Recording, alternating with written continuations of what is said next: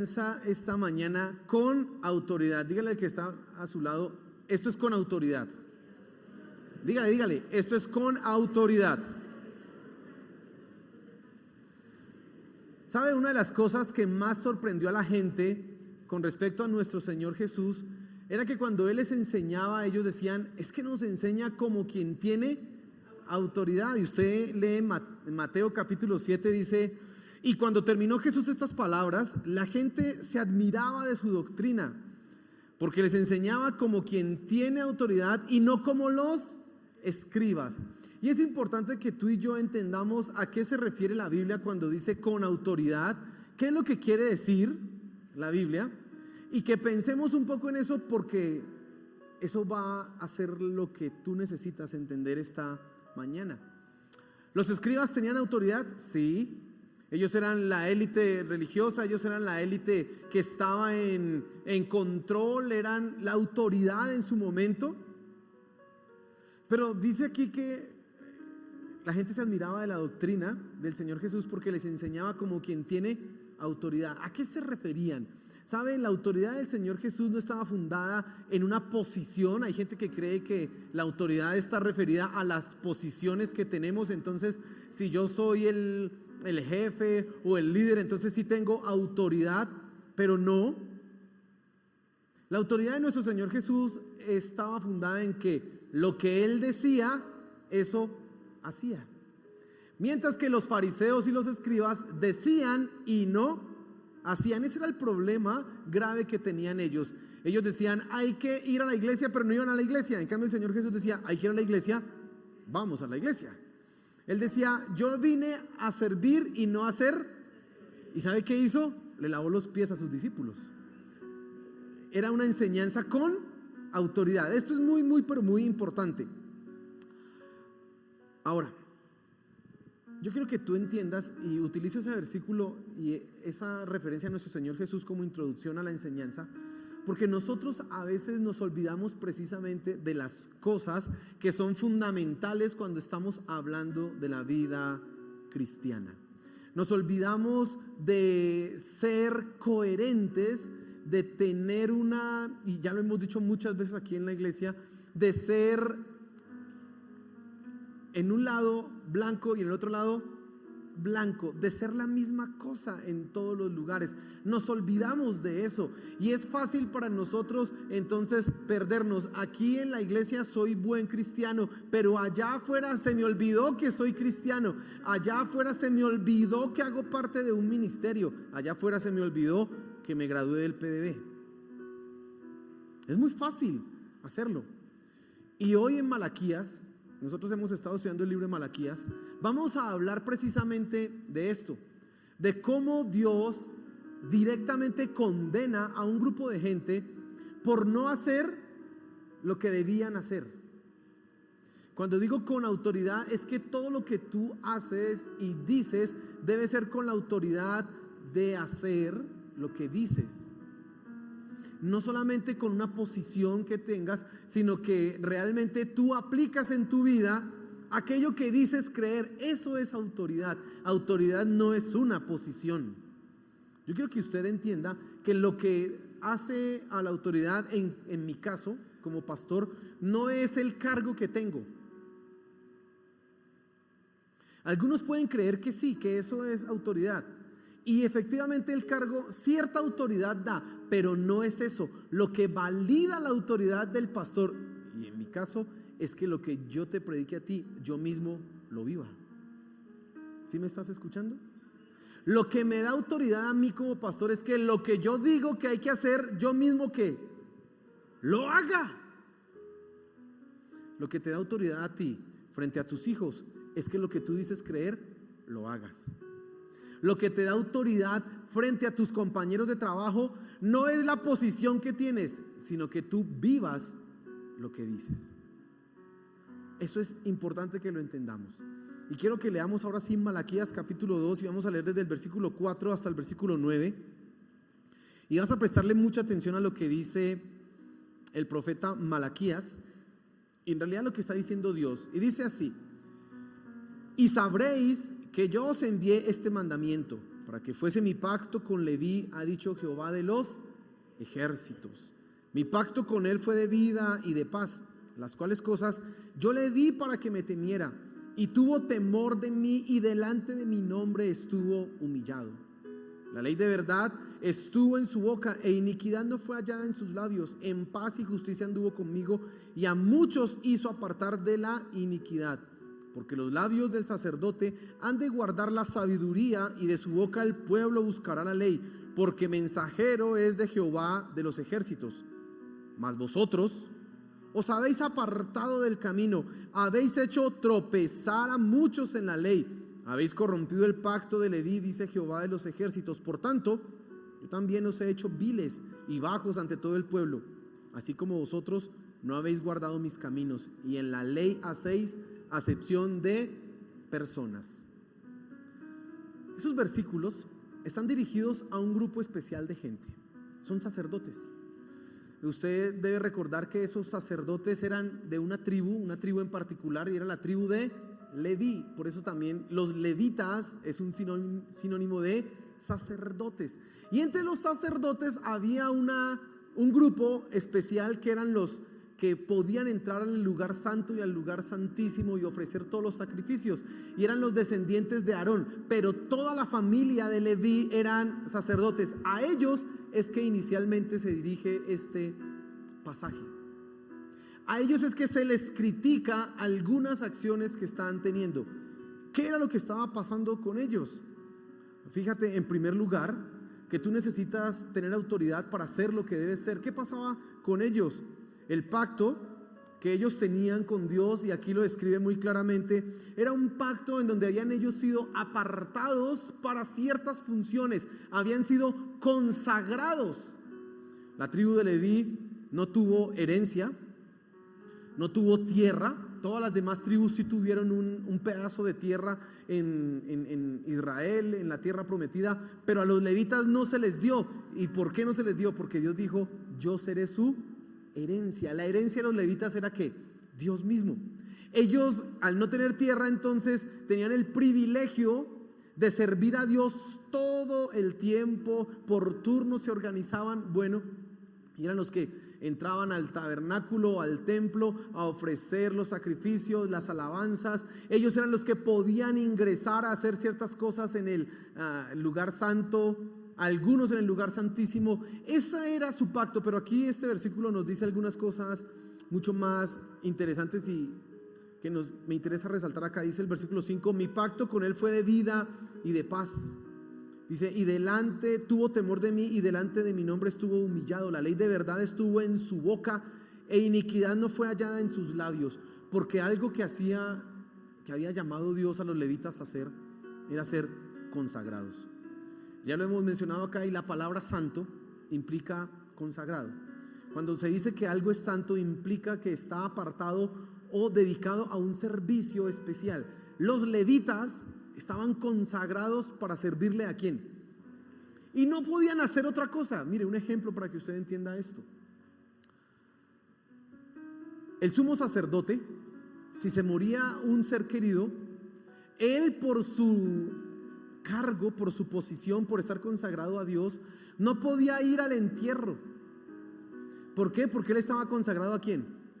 A Dios. De ninguna manera podía perder esa consagración. Usted sabe que en la ley decía que el que tocaba a un muerto o estaba junto a un muerto quedaba inmundo por cierta cantidad de tiempo.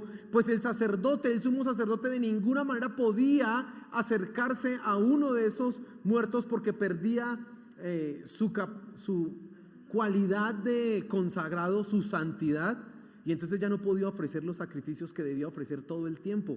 Los sacerdotes no estaban para llorar como todo el mundo lloraba, estaban para servirle ¿a quién? A Dios. Y eso puede sonar duro, porque dicen: uy, ¿cómo así si se muere un ser querido? Pero es que eso no era lo que ellos debían hacer. Ellos debían servirle ¿a quién? Un sacerdote no se podía casar con cualquiera. Un sacerdote, la hija del sacerdote, por ejemplo, si cometía un pecado así terrible, era apedreada, porque ella estaba dañando el ministerio y la santidad del sacerdocio. Pero aquí el pasaje nos dice algunas cosas importantes frente a ellos, y es que había una responsabilidad. Mira el versículo 7, dice: porque los labios del sacerdote han de guardar la sabiduría, y de su boca el pueblo buscará la ley, porque mensajero es de Jehová de los ejércitos. No solamente estaban dedicados y debían ser santos, sino que además eran maestros, eran los que enseñaban al pueblo, eran los que cuando las personas tenían dudas, iban a donde el sacerdote y él les explicaba: esto dice la ley, así tienes que hacerlo. A lo largo de la historia, todas las personas han tenido dudas de cómo poner la palabra de Dios en práctica. ¿Y quiénes hacían esa labor? Los sacerdotes. Le enseñaban al pueblo lo que debían hacer. Y quiero que piense un momento en esto. Hasta este punto, yo he dicho cosas de los sacerdotes, y usted bien fácil puede decir: ¿y a mí qué? ¿Y eso a mí qué? O usted puede estar pensando: bueno, pastor, le toca duro, ¿no? Porque eso es bueno, aquí no tenemos sacerdotes, pero es el pastor, entonces le toca a usted duro. Porque a veces tenemos la tendencia a pensar que las cosas de santidad, de consagración y la responsabilidad de ser maestros solamente corresponde a una élite. Esto es algo que nosotros traemos, un rezago que nosotros traemos en nuestra mente del pasado católico de nuestra nación y de muchos de ustedes, que creemos que los únicos que le sirven a Dios son los sacerdotes. Los demás somos parte del pueblo secular, de los laicos, de los que nada tienen que ver con el mundo sagrado o religioso. Pero quiero que se fije, y le voy a leer aquí 1 de Pedro capítulo 2, y se va a dar cuenta usted de lo que dice el apóstol Pedro con respecto a ti, en lo que Dios está diciendo directamente a ti. Dice el versículo 9 del capítulo 2 de 1 de Pedro, dice: mas vosotros sois linaje escogido, real sacerdocio, nación, pueblo adquirido por Dios, para que anunciéis las virtudes de aquel que os llamó de las tinieblas a su luz admirable. ¿Sabe qué está diciendo Pedro? Que todos los que son cristianos son sacerdotes. Así que lo que acaba de decir Malaquías, que estábamos tratando de entender, se aplica directamente ¿a quién? A ti. Tú tienes un propósito. Tú fuiste redimido por Dios para una función. No es solamente para venir y sentarte acá a escuchar la palabra. No, hay más cosas que hacer. Quiero que entiendas: tú estás consagrado para Dios, o por Dios, para un servicio. Por eso es que no debe haber pecado en tu vida, porque tú fuiste redimido por la sangre de Cristo para, como dice Efesios capítulo 2 en el versículo 10, para buenas obras. Nosotros fuimos redimidos para buenas obras. Por lo tanto, tú tienes que entender: yo no puedo permitir el pecado en mi vida, porque en tanto que yo lo permita, eso va en contra de mi llamado como sacerdote, como representante de Dios. Queda muy mal. Y usted mire los escándalos que nosotros vemos en las noticias. Hace poco por ahí salió una noticia que un padre por allá en México, no me acuerdo el apellido de él, cometió no sé qué cosas, cuántos abusos a niños, etcétera, etcétera, y salieron las noticias y estuvo en la cárcel. Eso se ve escandaloso, porque usted no espera que el sacerdote haga eso. Y no somos católicos acá, pero se ve terrible. Y se ve terrible en un pastor, que usted se entera: el pastor cometió adulterio, o el pastor se robó, o el pastor hizo. ¿Se ve bonito? Eso no se ve nada chévere. Pues bueno, eso también se aplica a ti, porque tú eres un sacerdote de Dios. Así como dice Pedro, tú has sido consagrado por Dios, tú has sido apartado por Dios para una función. Y tienes que pensar en este momento que tú necesitas tener autoridad para vivir el propósito de tu vida. Yo estoy consagrado por Dios, pero también tienes que tener autoridad para ser el representante y el mensajero de Dios. Dice que los sacerdotes son representantes y mensajeros de Dios. Tú representas a Dios en tu trabajo. Allá hay un poco de gente que no es cristiana. Tú les estás mostrando a Dios en tu trabajo. Tú representas a Dios en tu familia. Los papás tienen que entender eso. Yo represento en mi familia a Dios. Los adolescentes, los jóvenes representan a Dios con sus compañeros allá en el colegio o en la universidad. Ellos son representantes ¿de quién? De Dios. Yo no he dicho nunca que soy cristiano. No importa, ¿eres representante de quién? De Dios. Y queda terrible que tú vengas a la iglesia y allá afuera hagas otras cosas. Se ve horrible. Aunque ellos no sepan lo que tú eres, Dios sí sabe. Y se ve terrible. Tú necesitas tener autoridad para vivir lo que debes vivir, porque tú eres un sacerdote. Pero ¿sabe cuál es el problema? Y eso es lo segundo que quiero que tú te des cuenta. Lo segundo es que nosotros no tenemos autoridad para evitar errores que debemos evitar. Hacemos cosas que no debemos hacer.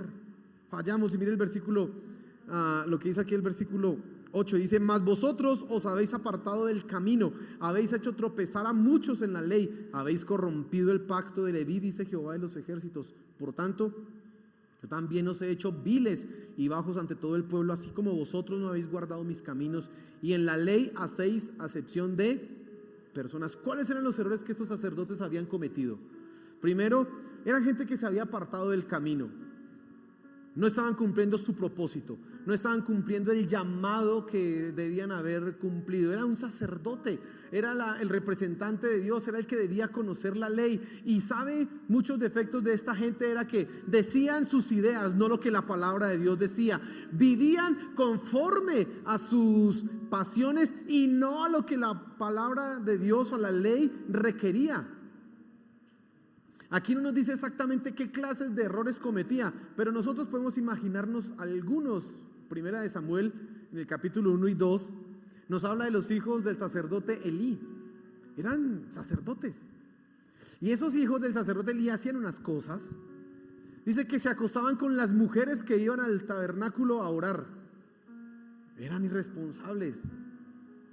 Pero además cogían las ofrendas y abusaban de las ofrendas. ¿Qué hicieron ellos? Que el pueblo menospreciara las ofrendas, menospreciara el servicio a Dios.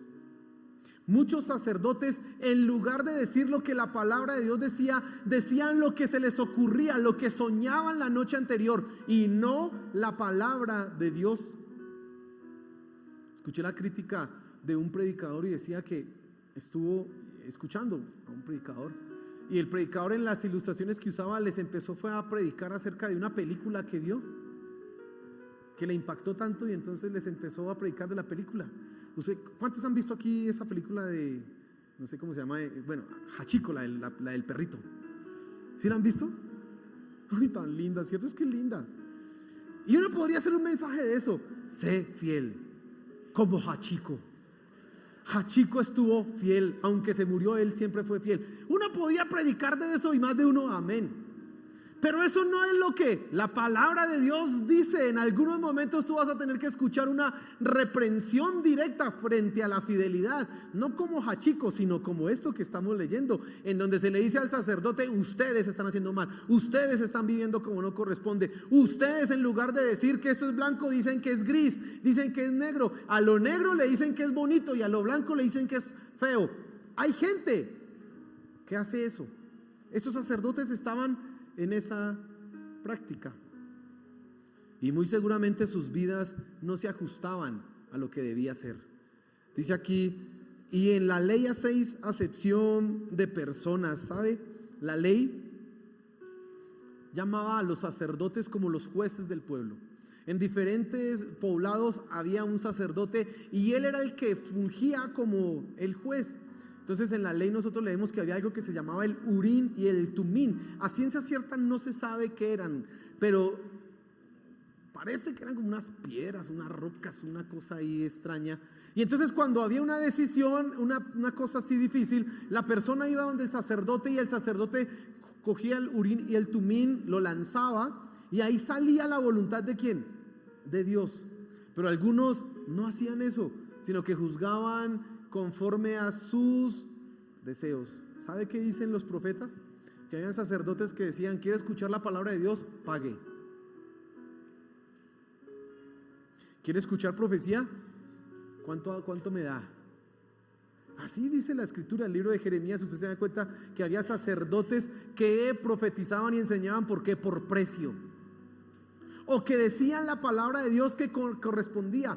Había un momento en la historia en que los sacerdotes, en lugar de proclamar la palabra de Dios, proclamaban lo que el rey de turno quería. Y si el rey quería que dijeran vamos a la guerra, los sacerdotes y los profetas decían vamos a la guerra. Si el rey decía no vamos a la guerra, el profeta y el sacerdote decía no vamos a la guerra. Y lo peor era que decían la palabra de Dios dice. En lugar de hacerle justicia al pobre, a la viuda, al huérfano, le hacían justicia al que le daba dinero. Hacían acepción de personas. ¿Sabes? Esos eran los errores de ellos. Pero tus errores también pueden ser precisamente eso: no cumplir el propósito de tu vida, no cumplir aquello para lo que tú has sido llamado. Como un hijo de Dios, tú sabes que tienes responsabilidades. ¿Las estás cumpliendo? ¿Estás haciendo lo que debes ser? Como un sacerdote, tú eres un maestro de la palabra de Dios. ¿Sabes? Dios nos ha colocado a nosotros como la luz del mundo. Tú eres la luz del mundo. Primera de Corintios dice algo maravilloso en el capítulo 1 y en el capítulo 2 dice que nosotros tenemos la mente de Cristo y que nosotros entendemos cosas que la gente del mundo no entiende, porque se entienden solamente desde el Espíritu. Y el Espíritu Santo es el que nos enseña a nosotros. Pero tú, ¿qué le estás diciendo a la gente? ¿La verdad? ¿Le estás hablando la palabra de Dios o tienes miedo de decirla? ¿Te da temor decirle a alguien que está en pecado? ¿Te da temor decirle a alguien que la manera en que está actuando es incorrecta? Eso se puede uno ganar un problema, puede que no le vuelvan a hablar. Pero es que nuestra preocupación debe ser cumplir lo que Dios nos ha mandado a hacer, en lugar de tener miedo a. Eso no quiere decir que usted vaya a hablar feo, ¿no? Pero estás haciendo lo que debes hacer. ¿Estás cumpliendo lo que debes cumplir? ¿Estás cumpliendo con el llamado? Es terrible, pero yo he escuchado de cristianos dando consejos no a la luz de la palabra de Dios, sino a la luz de sus ideas, a la luz de las cosas que se les ocurren. Ellos saben que lo que están haciendo está mal, pero aún así insisten y dan consejos a la luz de eso, y la gente está acudiendo a ellos creyendo que van a encontrar sabiduría, pero lo que descubren es un mal consejo. Están haciendo que la gente tropiece, que la gente se enrede, que la gente se equivoque. Hace muchos años tenía que hacer un trabajo en la universidad y entonces me reuní con unos compañeros en la casa de una compañera. Y de repente la mamá, pues muy amable, empezó a contarnos, ellos eran cristianos, y la mamá empezó a contarnos cosas, y estaba viendo una novela y llegó y dijo la señora una cosa así, no sé por qué le preguntamos, o yo le pregunté, o alguien le preguntó, ¿y por qué ve novelas? ¿O por qué la novela? Y dijo la señora así, dijo, es que cuando uno ve novelas uno aprende para aconsejar. Ahí uno encuentra muchos consejos. Y usted se ríe, ¿no? Es que es chistoso. Pero a veces nosotros somos así, damos consejos no de la palabra de Dios, sino de la película, del libro de no sé qué, de la novela, etcétera, etcétera, etcétera. Y también quizás haces acepción de personas, porque yo tengo que preguntarte, ¿cómo tratas tú al rico? ¿Cómo tratas tú al pobre? ¿Sabe qué dice el libro de Proverbios? El libro de Proverbios dice que al juez o al rey le dice, hágale justicia al pobre porque es justo hacer justicia. No le haga justicia porque es pobre, y no le haga justicia al rico porque es rico. ¿Cada qué está aquí queriendo decir ese versículo? Que a veces los jueces, que porque este es rico, entonces voy a dar sentencia a favor de él. O porque este es pobre, voy a dar sentencia a favor de ¿quién? De él. No, la Biblia dice, sea justo, no importa si es rico o si es pobre, haga lo que es ¿qué? Justo. El culpable es culpable, el inocente es inocente, no importa si es rico o si es pobre. Pero a veces nosotros pensamos no de esa manera, sino de otra. Juzgamos, este porque es pobre es malo. ¿Por qué? Porque es pobre. o este porque es rico ya es malo. ¿Por qué? Porque es rico. No, espere. Eso no dice la Biblia que hagamos. ¿Cómo tratas tú a los ricos? ¿Cómo tratas tú a los pobres? En tercer lugar, yo quiero que usted se fije en algo, y es las consecuencias. Las consecuencias de nuestros errores. Las consecuencias de no ser lo que debemos ser.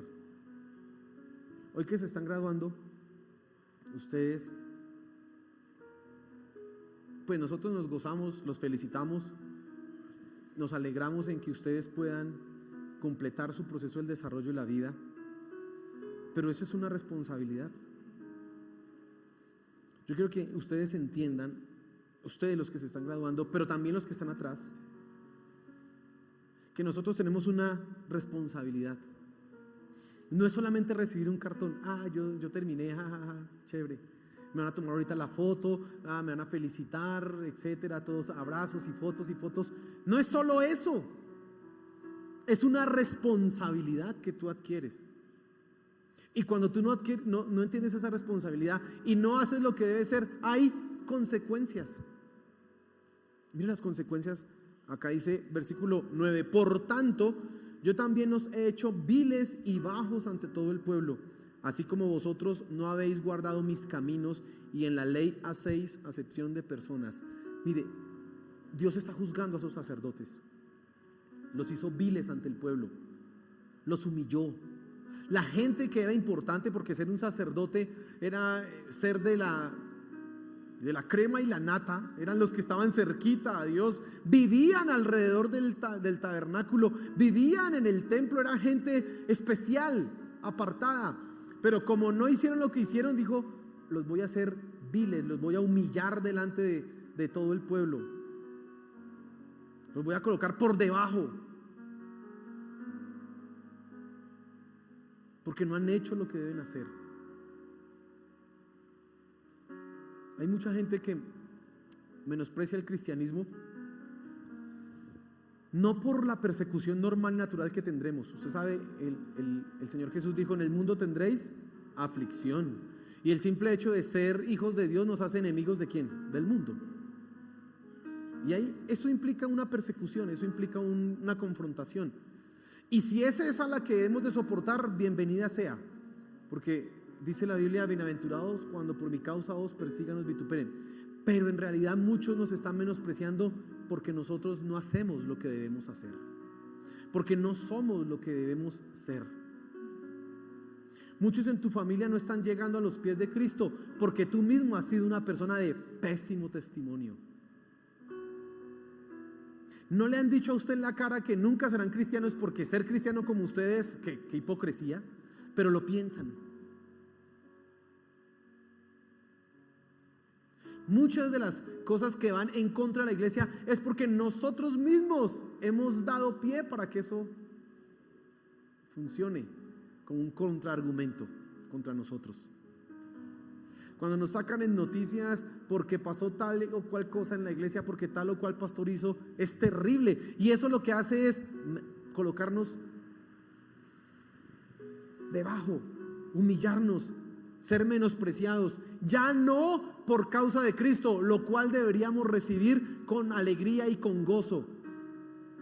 No, por causa de nuestra incapacidad de hacer las cosas correctas, por causa de no llevar cumplir el propósito para el cual estamos.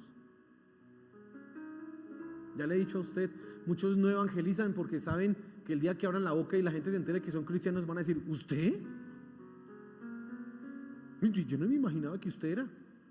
Entonces mejor no evangelizo a nadie, que Dios los traiga por otros caminos. ¿Yo qué voy a abrir la boca?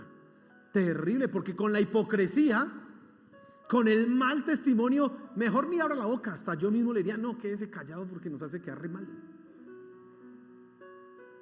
Pero hoy el punto está en que tú debes ser lo que debes ser.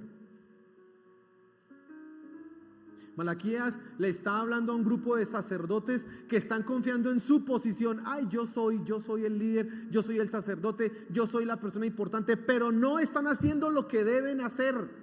Y Malaquías les está hablando y les está diciendo: usted no hace, por eso es que ustedes están menospreciados, por eso es que ustedes son viles ante el pueblo, por eso es que ya nadie los quiere obedecer ni escuchar.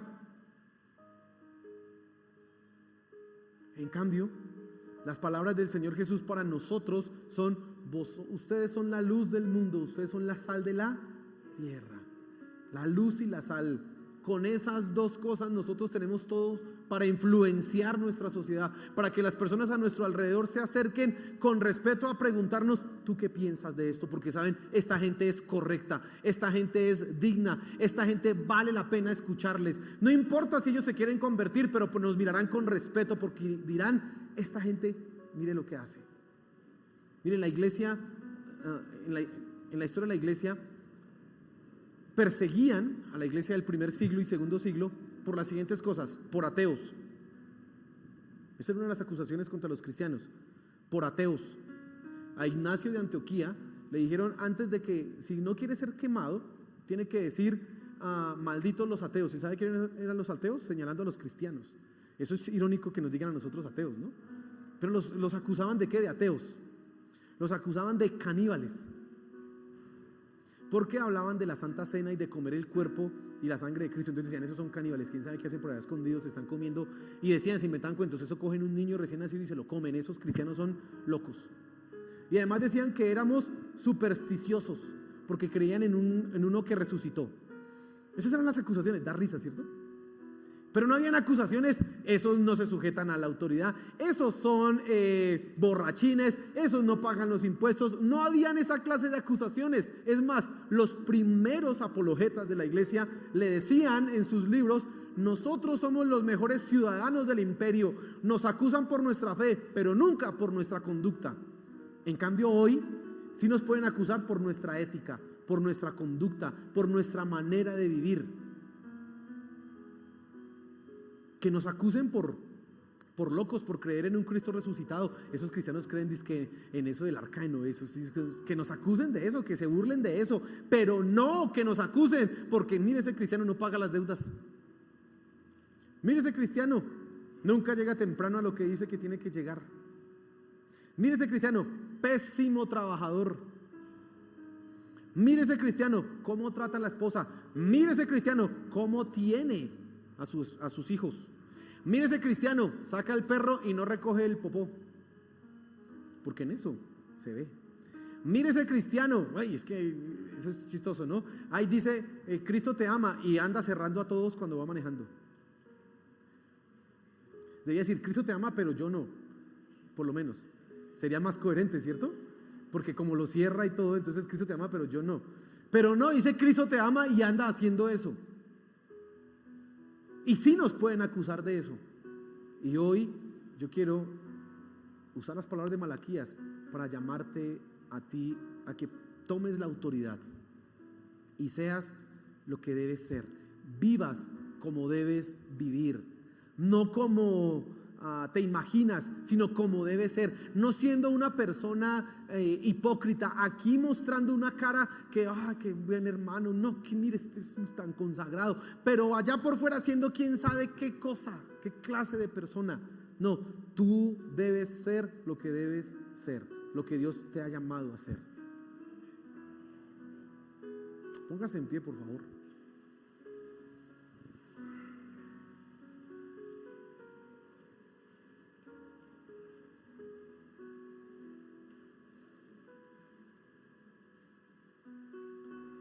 Quizás hoy, esta mañana, hay alguien aquí que nos visita por primera vez. Y quizás tú has venido por motivación propia, deseo propio, o porque alguien te invitó y has visto un mal testimonio en nosotros. Y digo nosotros porque pues todos somos cristianos.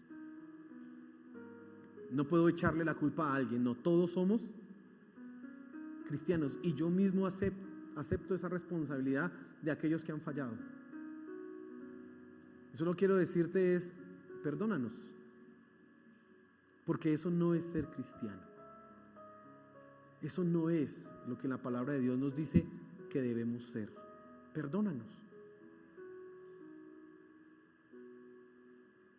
Y el camino, el mejor camino que tú puedes seguir, la mejor decisión que tú puedes tomar en tu vida es precisamente seguir a Cristo y ser una persona correcta, íntegra en todas las áreas de tu vida. No un hipócrita, no un falso. Es lo mejor que puedes hacer. Pero ustedes que ya vienen a la iglesia durante mucho tiempo, es una exhortación, es Dios el que te está hablando directamente. Y te está diciendo, eres un sacerdote, así que vive aquello para lo cual yo te llamé. Yo te consagré para que seas santo, no para que andes en pecado. Yo te consagré para que enseñes a los demás, para que seas una fuente de sabiduría para las demás personas, y no que estés haciéndole caso a lo que dicen todos los demás. Tú eres el que tiene el conocimiento. Y si eso no es lo que estamos haciendo, pues este es el momento para pedir perdón a Dios. Y ustedes que se están graduando tienen una responsabilidad. Ustedes representan a Cristo, son mensajeros de Dios. Ese grado que hoy se está dando en ustedes es un certificado, una certificación, una confianza de que ustedes ahora están preparados para servir a Dios, hablar a los demás de Cristo, alcanzar a otros, enseñar a otros. Eso es lo que significa ese grado. Pues que entonces entiendan ustedes que si no lo hacen correctamente, Dios los está mirando. Dios es el que nos está juzgando. Es Dios.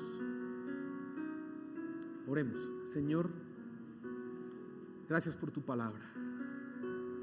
Gracias, Señor de los cielos, por tu palabra. Perdónanos cuando no hacemos lo que debemos hacer, cuando vivimos de una manera que no corresponde al llamado que tenemos. Perdónanos, Señor. Por favor, perdónanos. Aquí estamos ante ti y te pedimos perdón. Queremos restaurar, enderezar nuestros caminos, hacer las cosas correctamente. Por favor, Señor, ayúdanos. Ayúdanos, Padre Celestial. Restáuranos, que podamos corregir las cosas que hemos hecho mal, que podamos entender, Señor, el propósito y el plan que tienes con nosotros. Te lo suplico, Padre Celestial, te lo suplico. Gracias, mi Señor. Gracias por tu palabra. Amén.